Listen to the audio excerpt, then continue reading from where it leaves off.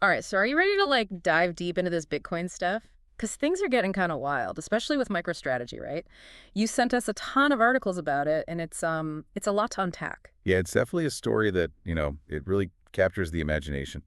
For sure. So for anyone who maybe hasn't been following along, MicroStrategy, they make enterprise analytics software, but they've been on this crazy Bitcoin buying spree. Like a side hustle. Yeah. And get this. They just bought another 2,530 Bitcoins for a cool $243 million. And what's really interesting is that, they bought these during a dip in Bitcoin's price. Oh, you mean like when it fell below $90,000 recently? Yeah, exactly. It's like they're thinking long term. Yeah, they're playing the long game for sure. But with this new purchase, they now hold a total of 145,000 Bitcoins. That's got to be worth what, like billions? Around $28.2 billion, give or take. It's wild. They've basically gone all in on Bitcoin. Yeah, they're not just dipping their toes in the water. They're like diving headfirst. But, okay, here's the question. How are they paying for all of this? Well, they've been using stock sales and debt offerings to, fund these purchases. So they're basically selling stock to buy more Bitcoin. That sounds kind of risky to me. Well, some investors are a little worried about it. What if Bitcoin doesn't perform the way they expect? Yeah, it's a big gamble. So is this like genius or are they crazy? What do you think? I think it's a little bit of both, honestly. Okay, so MicroStrategy is making big moves, but they're not the only ones buying Bitcoin, right? Right. There are other companies like Semler Scientific and Boya Interactive.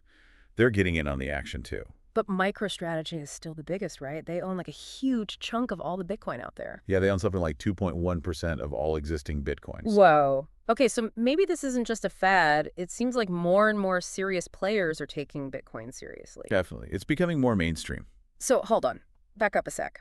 You mentioned stock sales specifically to buy Bitcoin. How does that even work? Basically, they issue new shares of their stock and then use the money from that sale to buy Bitcoin. Ah, I see. So they're essentially betting that the future value of their Bitcoin will be higher than any potential loss from, issuing more stock. Exactly. It's a high-stakes bet.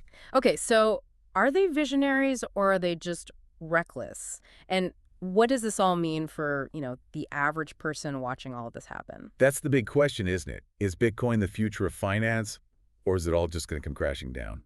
All right, so we've established that MicroStrategy is playing a high-stakes game, but what are the things that are actually influencing Bitcoin's price? Because it seems like it's always going up and down. It's definitely volatile. Yeah, so where do we even begin to try and understand all of this? Well, we have to consider the macroeconomic conditions, like the U.S. job market and the possibility of the Federal Reserve raising interest rates.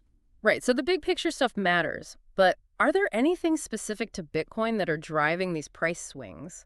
Because sometimes it feels like it moves for no reason. Well, it's a relatively new market, so it can be unpredictable. Yeah, that makes sense. So are there any fundamental reasons why Bitcoin has been so resilient? Well, a lot of analysts point to its role as a hedge against inflation. Right, it's like digital gold. Exactly. And there will only ever be 21 million Bitcoins, so there's a built-in scarcity. Okay, starting to get it. So we've got the economic factors, the technology behind it, and the limited supply all playing a role. It's kind of like a high-stakes poker game, wouldn't you say? Yeah, I like that analogy. There's strategy involved, but there's also a lot of luck and uncertainty. Okay, so we've laid some groundwork, but let's get back to MicroStrategy. They're going all in, and that's a big deal. What are the potential upsides and downsides of this strategy? And what does it tell us about where finance is headed? Let's dig deeper into that in part 2. When you think about it, we might be seeing like a fundamental change in how companies manage their money. Yeah, interesting. So instead of like the usual, cash or bonds. Yeah, the safe bets. Exactly. They're saying, let's go all in on Bitcoin. It's a bold move, that's for sure.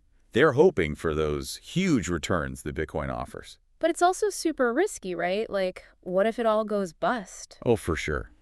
There's a lot of debate about that. So, okay, let's say everything goes to right. What's the best case scenario for MicroStrategy? Well, if Bitcoin keeps going up like they think it will, their investment could be worth, well, a lot. Like a lot, a lot. Oh, yeah. It could totally change their financial situation and maybe even encourage other companies to do the same thing.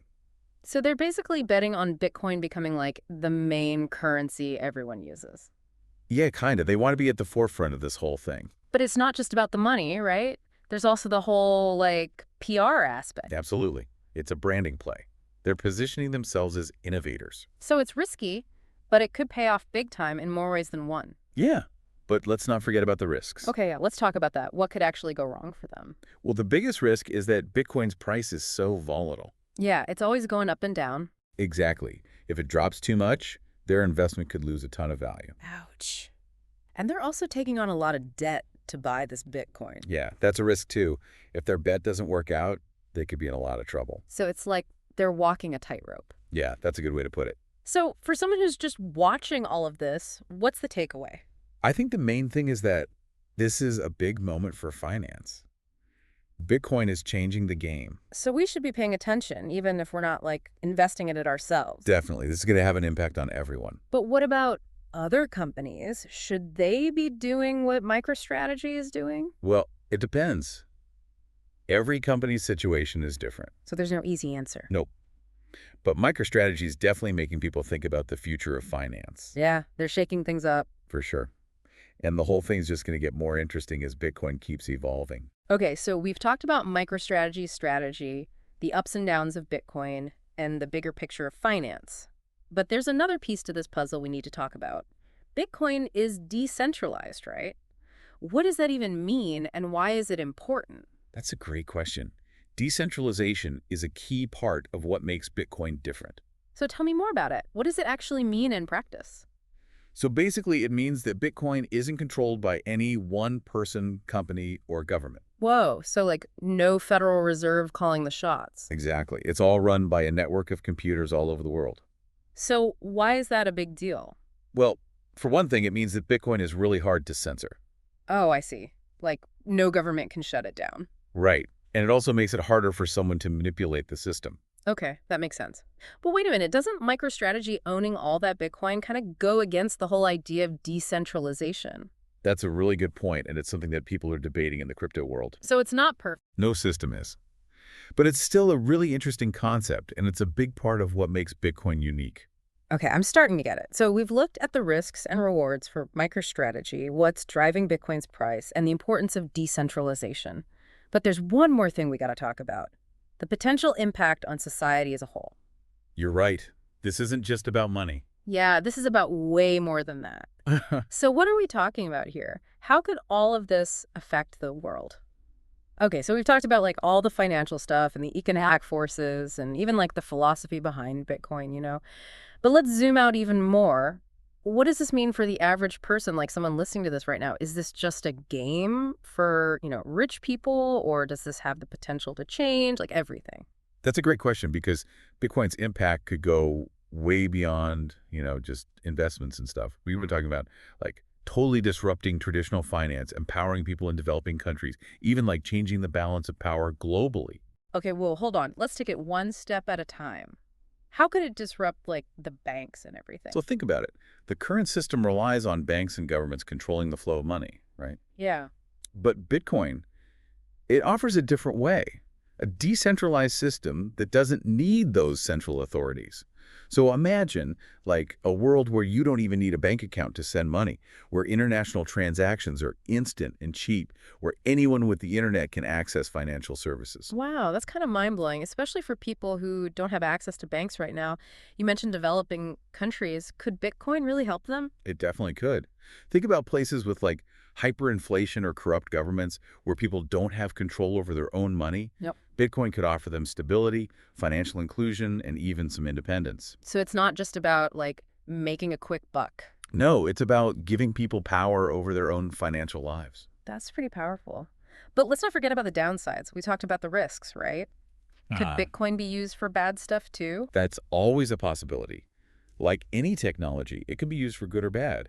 And the anonymity and decentralization, those can be attractive to criminals, for money laundering and stuff. Right. So it's a tool, and it depends on how people use it. Exactly. And that's why things like regulation and education are super important as Bitcoin becomes more mainstream. Okay, so we've covered a lot of ground here. We've talked about how Bitcoin could change finance, empower people, and even shift global power dynamics. But let's bring it back to MicroStrategy. We started with their big bet on Bitcoin. What does their strategy tell us about how companies might act in the future? Are they leading the charge, or are they just like an anomaly? It's hard to say for sure. Only time will tell if their gamble pays off. But one thing's for certain. They've definitely started a conversation. Yeah, people are paying attention. Exactly. And as more companies learn about Bitcoin, we'll probably see even more debate about its role in the business world. So we could see a lot of companies following their lead, or maybe they'll be the only ones for a while. It all comes down to a lot of factors, like regulations, technology, public opinion, and, of course, Bitcoin's price. It's constantly changing, you know. So for our listeners, this isn't just about one company and their Bitcoin investment. This is about how the whole idea of money and value is being challenged and how technology is giving people more control. Yeah, it's a future full of possibilities, but also uncertainty. All right, so to recap, we've got MicroStrategy taking a big gamble on Bitcoin, a lot of debate about what that means for other companies, and this whole idea of a financial revolution that could change everything. And hopefully this deep dive has given everyone some food for thought, you know. That's what we're here for. Yeah. Thanks for joining us on this journey into the world of Bitcoin and MicroStrategy. And remember, the future is what we make it. That's a great point. So until next time, stay curious and keep exploring.